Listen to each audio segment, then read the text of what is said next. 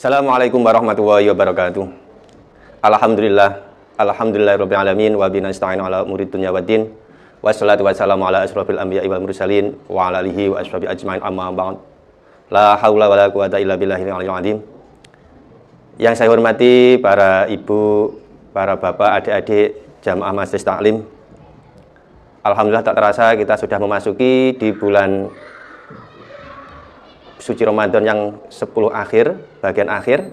Semoga kita senantiasa diberi kemudahan, kelancaran di dalam menjalankan ibadah puasa di hari-hari akhir ini. Karena di hari akhir ini banyak sekali tantangannya. Karena anugerah yang diberikan oleh Allah Subhanahu wa taala juga sangat istimewa, yaitu berupa itqun minan nar, yaitu dibebaskan dari api neraka. Oleh karena itu, marilah kita isi kegiatan di 10 hari terakhir ini selain kita untuk menyongsong, untuk mendapatkan Lailatul Qadar dengan kegiatan-kegiatan yang baik, diantaranya untuk menambah keilmuan kita bersama-sama. Baik Bapak Ibu semuanya, adik-adik yang saya hormati, untuk pada malam hari ini kita akan belajar tentang etika ibadah di dalam masjid. Sebelum kita mulai, alangkah baiknya kita hadiah Fatihah terlebih dahulu pada musannif mu'alif kitab ini. Semoga kita senantiasa diberi kelancaran, keberkahan, kemanfaat ilmu tersebut sehingga bisa menjadikan suatu wasilah kita mendapatkan ridho dari Allah Subhanahu wa taala. Ila hadratin Nabi Mustafa Muhammad sallallahu alaihi wasallam wa ala alihi wa ashabihi wa azwajihi wa dzurriyyatihi wa jumatihi wa jami' wa naqsan muallif hadzal kitab insyaallah. Al-Fatihah. A'udzubillahi minasyaitonir rajim. Bismillahirrahmanirrahim. Alhamdulillahirabbil alamin arrahmanir rahim maliki yaumiddin. Iyyaka na'budu wa iyyaka nasta'in ihdinas siratal mustaqim. Shiratal ladzina an'amta 'alaihim ghairil maghdubi 'alaihim waladdallin. Amin. Bismillahirrahmanirrahim. Qala al-musannifu rahimahullahu ta'ala wa nafa'ana bi 'ulumihi fid dharaini amin. Amin. Rabbi shrah li sadri wa yassir li amri wahlul 'uqdatam min lisani yafqahu qawli. Bismillahirrahmanirrahim. Fi adabil ibadati wa adabil masajid. Fi adabil ibadati ay hadza utawi kubab kang nerangake etikane utawa tata carane ibadah. Wa adabil masajidi lan etikane ing dalem masjid. Ini sangat penting sekali ini untuk diperhatikan Bapak Ibu adik-adikku semuanya. Karena apa? Masjid ini merupakan rumah Allah Subhanahu wa taala. Sudah sepantasnya kita harus mengetahui bagaimana kita bertamu ataupun berkunjung di rumah Allah ini. Ya bunayya, hi anak cilik ingsun. Iyyaka wedya sapa sira? Wedi wa tafrito ing sembrono. Sembrono fi ibadati rabbika ing dalam oleh ibadah marang pangeran sira. Jadi ketika kita beribadah kepada Allah SWT harus diperhatikan, jangan asal-asalan. Fa innahu mongko sak temene Allah iku yaqulu sampun dawuh sinten Allah fi kitabi ing dalam kitabe pangeran ta Allah al-azizi sifate Allah kang mulya. Rupane dawuh niku wau a'udzubillahi minasyaitonir rajim wa ma khalaqtul jinna wal insa illa liya'budun. Wa ma khalaqtu lan ora nyiptakake sapa ingsun Allah. Ora nyiptakake al jinna ing jin wal insa lan ora nyiptakake ing manungsa illa liya'budun kejaba yen to nyembah sapa jin lan ingsun maksudnya manusia ni ing ingsun Allah. Jadi Allah Subhanahu wa taala menciptakan jin, manusia, semuanya tidak lain hanya untuk beribadah atau menyembah kepada Allah Subhanahu wa taala. Ini mutlak, ini secara mutlak. Ma uridu orang ngarepake sapa ingsun Allah minhum saking jin lan manungsa wau, orang ngarepake min rizkin saking rizki, wa malan perkara, wa ma uridu lan orang ngarepake sapa ingsun Allah ayyut aimuni ing yen to paring memberi sapa, yen to paring mangan sapa jin lan manungsa ni ingsun. Jadi tujuan Allah SWT memerintahkan manusia, jin untuk beribadah kepada Allah, itu Allah tidak ada tendensi, tidak ada minta imbal balik. Karena apa? Allah sendiri sudah maha kaya, tidak perlu kita kasih dan seterusnya. Beda dengan manusia, kadang memberi segala sesuatu, kadang ada ingin sesuatu yang ingin diberikan, ingin imbal baliknya. Allah tidak ingin, walaupun manusia tersebut kaya raya, Allah tidak ingin diberi. Ini. Inna waha saat temennya Allah, huwa ya Allah, iku ar-razzaqu zat kang paling rizki, dzul kuwatitur zat kang duweni kekuatan, al-matinu kang kokoh. Karena Allah sendiri maha ar-razzaq, zat yang memberi rizki. Ini. Jadi inti daripada firman Allah di sini, dawuh Allah di sini, sudah jelas. Kita disuruh untuk beribadah. Nah sekarang pada bab ini kita ibadahnya yang dibahas ketika ibadah di masjid yang dibahas. Memang ibadah itu secara kompleks, bisa di rumah, di lingkungan masyarakat, atau dimanapun saja sambil bekerja, sambil nyopir dan seterusnya, di sawah. Tapi pada bab kali ini kita membahas etika sopan santun ibadah ketika dilakukan di masjid. Ya bunayya wahai anak cilik ingsun, kun ana sapa sira, ana iku harison wong kang luba. Ala ada isolati ing atase nekani salat al mafruḍati kang den fardhoake. Fi waktiha luba ing dalem waktune al mafruḍah. Mal jamaati sartane jamaah. Ini. Jadi kita itu kalau bisa utamakanlah salat 5 waktu itu pada waktunya. Walaupun serepot apapun kita, dalam keadaan apapun kita utamakan salat 5 waktu tersebut. Ini. Bahkan kadang saya membaca di bak-bak truk itu, ya, jangan berapa gajimu sampai engkau meninggalkan sholatmu. Itu juga termasuk salah satu nasihat untuk kita semuanya. Ini. Dan usahakan sholat 5 waktu tersebut kita laksanakan dengan cara berjamaah.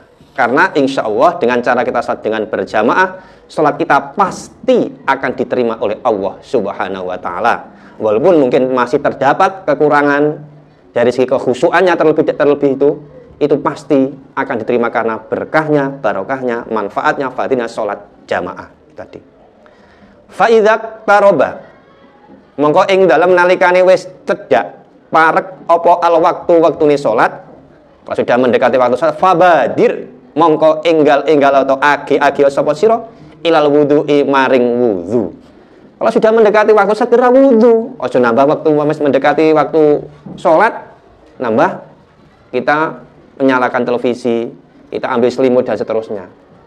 Kalau sudah mendengarkan mungkin qori, qiraah dan seterusnya, itu segera kita siap-siap dengan cara mengambil air wudhu. Wala tuzahim lan ojo. Wala tuzahim lan ojo desek-desekan sapa sira. Ahadan ing wong suwiji fi tariqika ing dalem dalan sira. Nek amu arwudu satu persatu, gak usah desek-desekan. Jangan sampai kita mau melakukan ibadah, mau melakukan wudu, suatu perbuatan yang baik, itu menimbulkan sesuatu yang tidak nyaman terhadap orang lain. Ini juga berpengaruh. Wala tusrif lan ojo leluwian sapa sira fi isti'mal ma'i ing dalem oleh gunakake banyu. Ini cara menggunakan air wudu juga sama. Jangan berlebihan, gunakan secukupnya. Ini. Fa idza dakhala mongko ing dalem nalikane wis manjing ta wis mlebu apa waktu-waktune salat, wa adzana lan wis adzan sapa al muadzinu wong kang adzan fastaqbil. Kalau sudah terdengar adzan seorang muadzin, fastaqbil mongko madhep sapa sira al qiblata ing arah kiblat. Ini loh. Kalau sudah mendengar adzan, sudah selesai, segera kita menghadap kiblat. Jadi, kalau masih kerja bagaimana? Kalau memang kerjanya bisa ditoleransi, bisa kita mendapat dispensasi untuk melakukan ibadah dahulu, ya kita ibadah. Kalau memang ketentuannya belum boleh, ya kita harus mengikuti aturan. Karena kita hidup di dunia juga harus sesuai mengikuti aturan di dunia juga. Tapi, kita juga jangan melupakan kewajiban kita kepada Allah Subhanahu wa Ta'ala. Kalau sudah selesai adzan, menghadap kiblat, wasolli lan sholat sunnah sapa sira, wasolli lan sholat sapa sira, al sunnata ing sholat sunnah, al qobliyata kang bangsa ba'diyah. Jadi sholat sunnah qobliyah. Jadi sebelumnya sholat sunnah qobliyah dulu. Jadi biar apa? Sholat sunnah qobliyah itu pahalanya luar biasa. Sholat sunnah yang pahalanya lebih besar setelah sholat fardu itu sholat sunnah qobliyah maupun ba'diyah. Sholat tarawih aja kalah.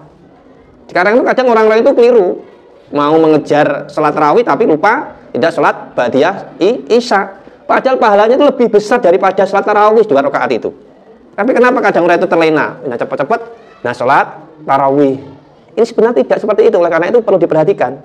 Sholat sunnah yang pahalanya lebih besar setelah sholat fardu 5 waktu itu, yaitu sholat sunnah ba'diyah maupun qobliyah ini. Wajlis setelah sholat sunnah qobliyah tadi, wajlis lan lungguh sapa sira bisakinatin kelawan anteng wa waqarin lan jatmika hatta tuqoma, sehingga yen to den ikomai apa as-sholatu sholat. Jadi sambil menunggu waktu sholat atau muadzin iqomah, kita duduk dengan tenang, diniati dengan iktikaf. Kita gunakan membaca dzikir, mungkin bisa dengan membaca Al-Quran dan seterusnya, membaca sholawat. Kalau sudah diikomai, fasolli mongko sholat sapa sira ma'al jamaati sartane jamaah, sholat bi khusyu'in dengan khusyuk, wa khudu'in lan deple-deple, tenangan. Kenapa? Karena kita menghadap Allah, kita interaksi, komunikasi kita dengan Allah. Oke. Ojo sak karepe sampean siap baris bebaris saya disiapne upacara anteng ra umum kok gitu. Masa kok karo guyon. Iki adik-adik biasanya, bocah-bocah iki biasanya. Gitu le. Gitu, Nduk. Arep salat kok guyon guderan. Wis salat kok kadang sik sikut-sikutan. Ini kita salah, kalian itu dalam posisi salat itu sama halnya jenengan itu, kalian semuanya itu berinteraksi, berkomunikasi dengan Allah Subhanahu wa taala. Lah jenengan enggak mau ujian lesan menghadap guru ini, anteng rawani noleh. Ini sekarang menghadap Allah yang menciptakan kita kok tolah-toleh, garuk-garuk, kukur-kukur. Ini bagaimana? Coba kita cermati bersama, kita koreksi bersama-sama. Wa'lam lan ngertenono sapa sira annaka ing sak temene sira fi hali sholati, ing dalam tingkah salat. Coba kita ketahui bersama-sama. Ikutunaji, gitu. Coba kita paham bersama-sama. Ikutunaji munajat sapa sira rabbaka ing pangeran sira, wa anta halih utawi sira iku waqifun wong kang ngadeg baina yadahi ing dalem ana ngersane rabbuka atau pangeran sira. Jadi perlu kita ketahui, ketika kita melaksanakan sholat 5 waktu, sholat sunnah ba'diyah qobliyah atau sholat sunnah yang lain, itu kalian itu sebenarnya hakikinya kita itu menghadap Allah Subhanahu wa taala. Kita berhadapan dengan Allah Subhanahu wa taala. Zat yang menciptakan kita. Ngoten lho. Masa kalau kita menyembah kepada Allah kok sakarepe dhewe. Ngoten mboten? Nah, ini coba diperhatikan. Jangan. Kalau kita sudah merasa kalau setelah kita itu kita sama halnya kita berkomunikasi, berinteraksi dengan Allah, insya Allah sholatnya tenanan, khusyuk tenan. Orang mikir ke ngobar sholat arep neng di sesuk sahure nopo, sesuk arep jalan-jalan neng di, sesuk tuku baju baru neng di. Mboten wonten pikiran niku ya, sejenak kita khusus fokuskan tadarruk khusyuk kepada Allah Subhanahu wa taala ngoten. Fa iyyaka mongko wedya sapa sira wedi wahawa jisas syaitani, wedi ing pira-pira penggridune utawa penggodone setan. Wa iyyaka lan wedya sira wattadhahuka ing pira-pira guyu fi hadrati maulaka ing dalem ngarepe, ing dalem ana ngarsane pangeran sira. Artinya salat aja sampai awake dhewe terganggu oleh setan, dijerumuskan pikirane malah tidak konsentrasi kepada Allah. Dalam waktu salat kita ada sesuatu yang tidak hanya jelasan seperti tertawa dan seterusnya. Ini biasanya bocah-bocah ini nek salat jamaah enek sing watuk melok padha pura-pura watuk. Ini bagaimana salat loh ini? Bukan lomba batuk loh. Nah, ini. Wa iyyaka lan wedya sapa sira wastighalal qalbi ing ketungkule ati, ing sibuke ati bi ghairi munajatir rahmani kelawan sakliyane munajat maring zat kang welas asih ing dalem dunya lan akhirat. Maksudnya ketika kita sholat jangan sampai hati kita itu kosong, ya, jangan sampai hati kita itu disibukkan dengan sesuatu yang selain Allah Subhanahu wa taala. Akhirnya ya kudu fokus nih Gusti Allah. Mboten kenging atine nggih ngrasani, nggih merencanakan segala sesuatu. Enggak boleh untuk mengingat-ingat sesuatu sing perkara sing ilang atau barang sing ilang mboten pareng. Ini lho nggih. Jadi harus jelas Ibu. Ini.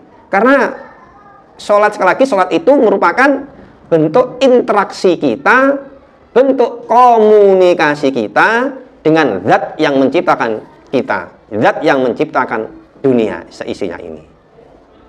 Ya bunayya, hi anak cilik ingsun. Idza farauta ing dalam nalikane wis rampung sapa sira rampung minas sholati saking salat al mafrudati kang den fardhoake. Nek wis rampung salat fardu, mangsa terus salat ya salat sunah qabliyah. Nek wis rampung fasholli mongko salat sapa sira as-sunnata ing salat sunah al ba'diyata kang sifat kang bangsa ba'diyah.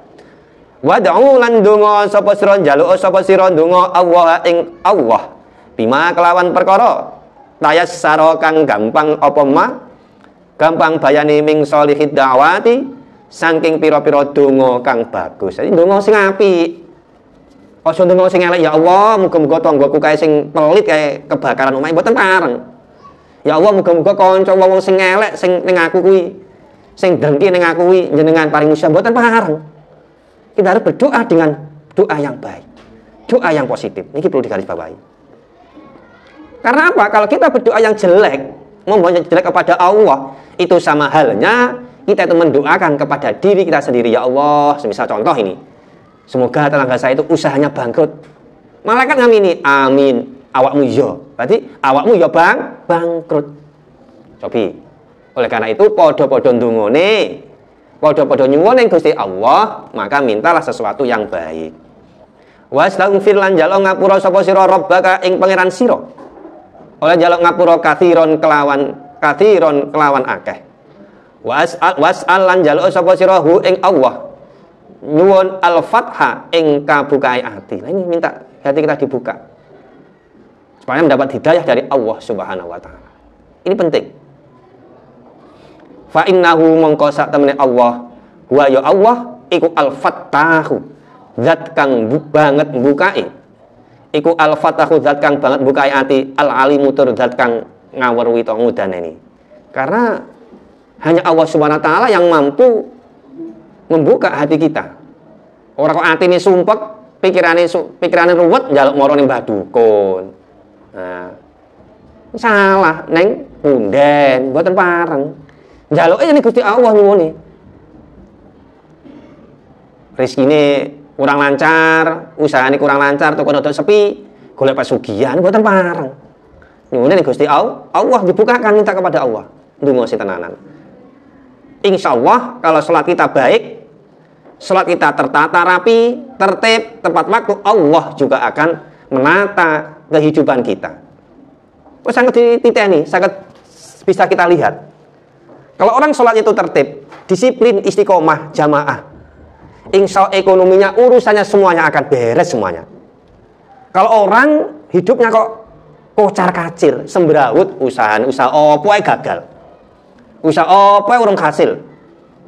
Ini perlu diintrospeksi, dilihat, sholatnya bagaimana kira-kira? Sudahkah tepat waktu?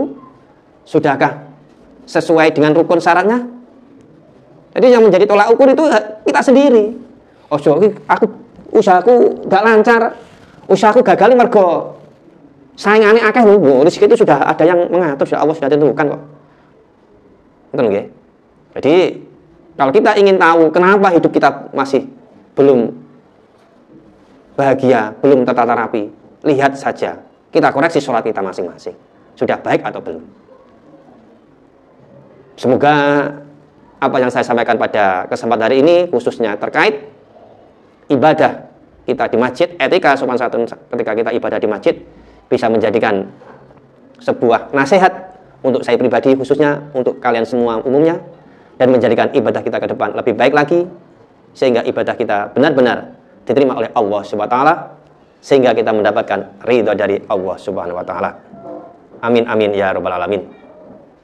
Dari saya kurang lebih mohon maaf jika ada kekurangan. Itu dari saya pribadi, jika ada kelebihan dari Allah Subhanahu wa taala.